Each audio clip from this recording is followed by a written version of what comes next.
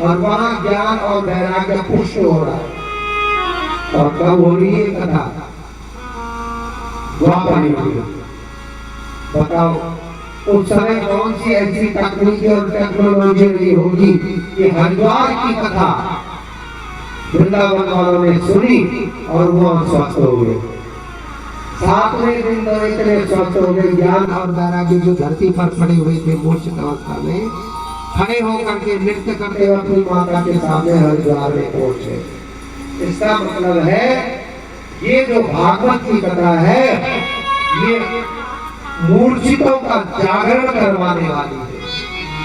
जिनकी आत्मा मूर्छित हो गई है, जिनके भीतर का विवेक मूर्छित हो गया है, उनके भीतर को जगाने वाली है ये भागवत की कथा। ज्ञान और वैराग्य का जागरण करवाने वाली।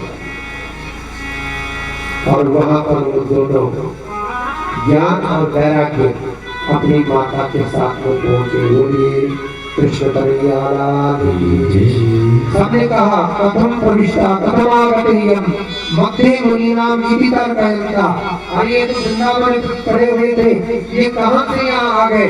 बोले ये कथा का ही फल है, कथा का ही प्रभाव है, जिसके कारण ज्ञान और वैराग्य पुष्ट हो गए, बलवान हो गए।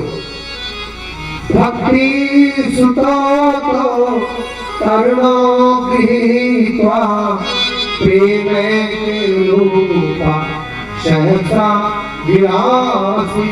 भक्ति सुतो तो तरुणो गृहीत्वा प्रेम रूपा सहसा विलासी।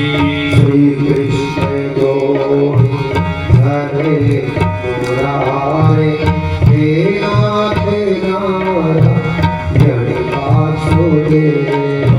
श्री कृष्ण गोविंद हरे मुरारे हे नाथ नारायण वासुदेव। हे नाथ नारायण वासुदेव। हे नाथ नारायण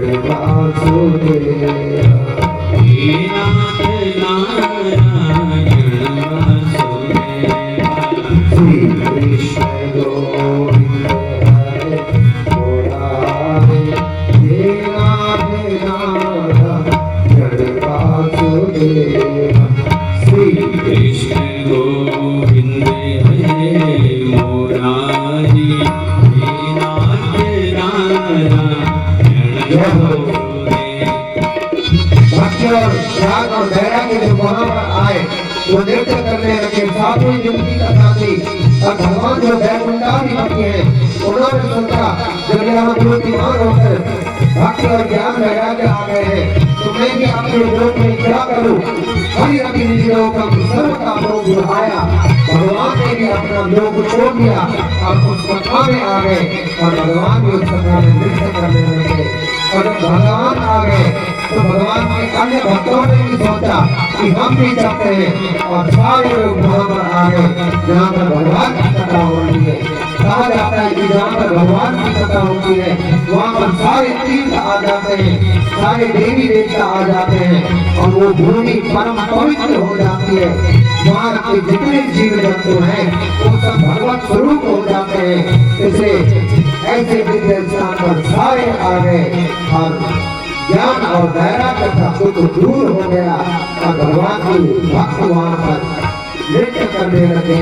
और सुखदेव जी ने सोचा जब भगवान भी चले गए, भक्त भी चले गए तो मैं क्या करूं? तो सुखदेव जी वहीं पर चले गए। जो 16 वर्ष की अवस्था वाले हैं वो भी आ गए और वो भी वहाँ पर महिमा सुनाने लग गए। गणितम फलम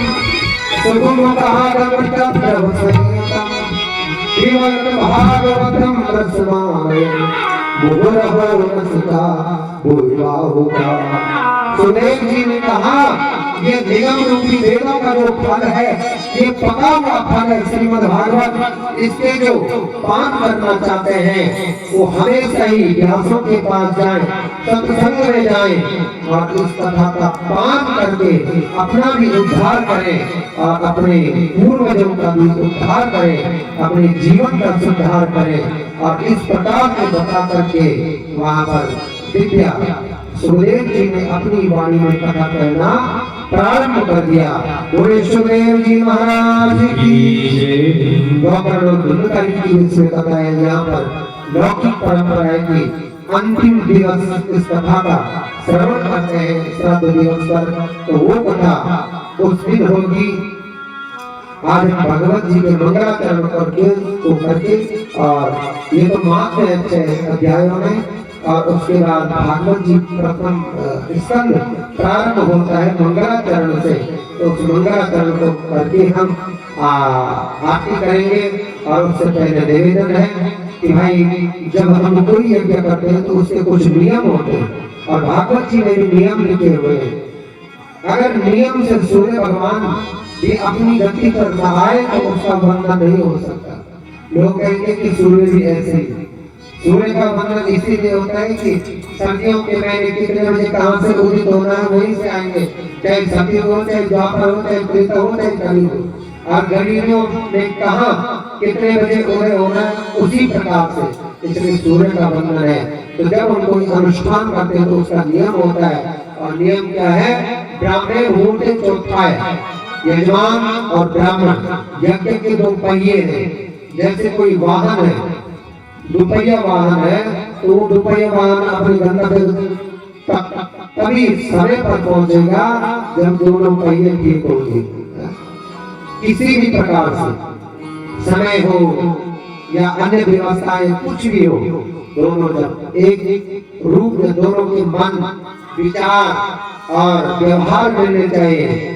तनातनी में कोई काम अच्छा नहीं होता है। इसलिए उदार चित्त से यजमानों को ब्राह्मणों की सेवा और उदार चित्त से ब्राह्मणों को यजमान के कल्याण के लिए जब वो यज्ञ करेंगे तो निश्चित ही उस यज्ञ का फल हम सभी को प्राप्त होगा। तो सबसे पहले हमें ब्रह्म मुहूर्त में उठना चाहिए। हमारा बड़ा रेजी का हाल बना है नथीराम रेजी के, हम 2 बजे उठे, तो 2 बजे उठना भी ठीक नहीं है। ब्राह्मण मुहूर्त चौथा है, ब्रह्म मुहूर्त में उठने को बताया गया है। और ब्रह्म मुहूर्त का होता है 3:30 से 4:30 बजे के बीच में। इतने के बीच में 1 घंटा का समय है, उसमें हमें अपना सैया त्याग कर देनी चाहिए। उसके बाद स्नान संध्या जपस्व देवतानां च पूजन, स्नान संध्या वंदन आदि करना चाहिए, है। उसके बाद यहाँ पर साफ सफाई। भाई आप हम सभी को ये 7 दिन मिले हैं, क्यों मिले हैं? अपने पुण्य को भरने के लिए, पुण्य का बर्तन भरने के लिए। जब व्यक्ति दुनिया में होंगे 2 बर्तन होंगे और 2 खाली से, एक पाप को बर्तन और एक पुण्य को बर्तन। तो पाप का बर्तन भरना के तो बहुत समय होगा, जब मर्जी टाइम भर दे रहा, चुगली करा, चोरी करा, निंदा करा, अनाप शनाप कोई कृत्य करा, खावा पीवा कुछ भी करा, ये पुण्य पाप का बर्तन तो कभी नहीं भरना है। लेकिन 7 दिन भगवान की अहेतुकी करुणा कृपा से ये 7 दिन मिले हैं। इसमें देखते हम अपने सेवा से, अपने दान से, अपने पुण्य से, अपने स्वभाव से, मृदु स्वभाव से कितना उस पुण्य के बर्तन को भर सकते हैं। ये हमें व्यवस्था करनी है। किसी को भी हमारे वाणी से, व्यवहार से, हमारे घर में जो जिनका भी आगमन हुआ है उन किसी को कष्ट न हो, इस प्रकार से अपना व्यवहार रखना है। तो प्रातः काल उत्थापन करके यहाँ पर जितनी भी व्यवस्थाएं ब्राह्मणों से पूछने की क्या करने क्या नहीं करना, तो आप सभी का मार्गदर्शन करेंगे। और मुझे लगता है कि ठीक 8:30 से 9:30 साढ़े 10 बजे तक पूजन होगा और 1-1.5 घंटा विराम होगा। और ठीक 12:30 बजे हमारे संगीत के लोग यहाँ पर आ जाएंगे और 1 बजे तक अपना यहाँ पर जमाएंगे। और ठीक 1 से 4 बजे 3 घंटे तक भागवत की कथा होगी, क्योंकि दूर दराज से लोगों ने आना, छोटा दिन भी चल गया हो तो लोग अपने गंतव्य स्थान पर पहुंच सके। इसलिए सभी से निवेदन है कि अपने सारे कार्यों को निवृत्त करके आप ठीक जो गांव वाले दूर दराज वाले ठीक 12:30 बजे यहाँ पर उपस्थित हो जाए। जो पूजा में बैठना चाहते हैं वो 8:30 से 9 बजे तक यहाँ पर उपस्थित हो जाए। तो सभी को प्रणाम करते हुए आइए भागवत जी का एक मंगलाचरण करते श्री राम आरती में। ओम जन्माद्यस्य चापुषरा तेरे ब्रह्म हृदय आदिकवये गुह्यन्त्य सूरया तेजो वायुर्नाम यथा विनिमयो यत्र शरीरो मृषा धाम्ना स्वेन सदा निरस्तकुहकम् सत्यं परं धीमहि। बोलिए सत्य सनातन धर्म की, भागवत भगवान की, आज के आनंद की, पितृ देवताओं की, भक्त भगवान की। ओम नमः पार्वती हरे हरे महादेव।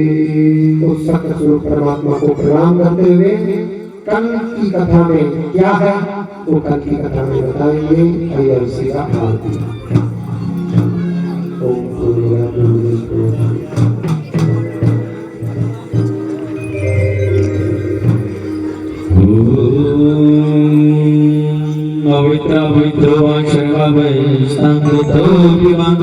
यश्वरितपुण्डरीकाक्षं शमायं वृन्दनं शुचिः ओम आराधित्यं प्रज्वालितः गन्धाक्षतोस्वाणीं समर्पयामि। सभी लोग अपने स्थान पर सभी लोग बड़ी भाव से दिव्य आरती के दर्शन करें। गुनगुनाएं बड़ी भाव से भागवत जी को मनाते बड़ी भाव से सभी लोग दान की सेवा देते हैं।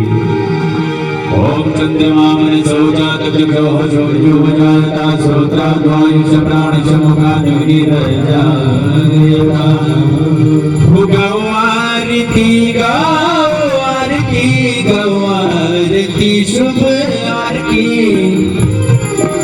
भुगवारती गावारती गवारती मंगलारती श्री भागवत भगवान की है आरती। पापियों को पाप से है आरती श्री भागवत भगवान की है आरती। पापियों को पाप से है आरती। गाओ आरती गाओ आरती करो आरती शुभ आरती गाओ आरती गाओ आरती मंगलारती गाओ आरती गाओ आरती करो आरती शुभ आरती। ये अमर ग्रंथ ये मुक्ति पंथ ये पंचम वेद निराला नव ज्योति जलाने वाला है नव ज्योति जगाने वाला है ये ज्योति जगाने वाला है। ये अमर ग्रंथ ये मुक्ति पंथ ये पंचम वेद निराला नव ज्योति जगाने वाला है नव ज्योति जगाने वाला है नव ज्योति जगाने वाला है। हरि नाम यही हरि धर्म यही हरि नाम यही हरि नाम यही हरि धाम यही हरि नाम यही। क्या बात है रे बात सभी गाइए। जग की मंगल की आरती पापियों को पाप से है आरती श्री भागवत भगवान की है आरती। पापियों को पाप से है आरती पापियों को पाप से है आरती।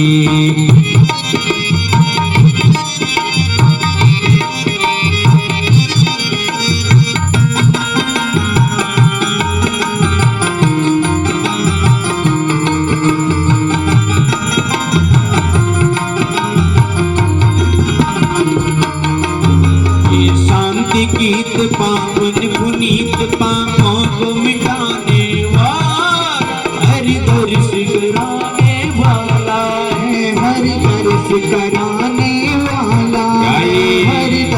कराने वाला है। ये शांति गीत पावन पुनीत पापों को मिटाने वाला हरि दर्श दिखाने वाला है, हरि दर्श दिखाने वाला है। है सुख तारिणी यह दुख हरिणी, है सुख तारिणी यह दुख हरिणी, श्री मधुसूदन की आरती।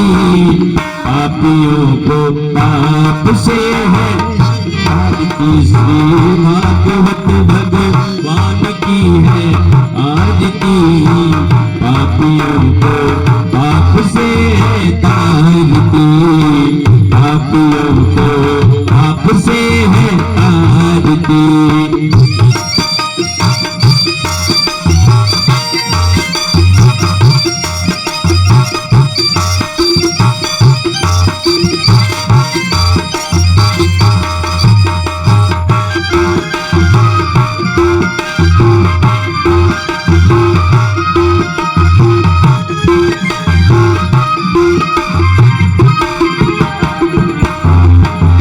मधुर बोल जग पंथ को शन मार्ग दिखाने वाला, बिगड़ी को बना